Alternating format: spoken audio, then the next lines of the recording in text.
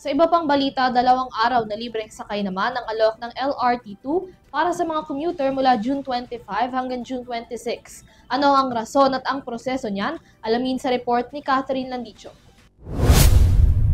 Inanunsyo ng Light Rail Transit Authority na libre ang sakay sa LRT2 mula Miyerkules, June 25 hanggang Huwebes, June 26. Ang utos ay mula kay Transportation Secretary Vince Dizon bilang tugon sa technical problem na nagdulot ng pansamantalang provisionary service sa ilang bahagi ng linya.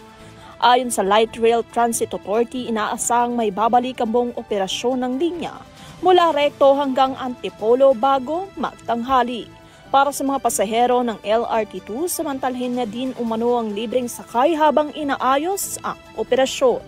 Samantala kanina ay tinarget ng Light Rail Transit Authority na may balik ang operasyon mula Recto hanggang Antipolo ngayong araw. Ang pamunuan ng LRT2 ay nagtalaga rin kaninang alas 7 ng umaga ng mga shuttle para magbigay ng libreng sakay sa mga apektadong pasahero. Para sa EuroTV News, Catherine Landicho, sumasaludo sa bawat Pilipino.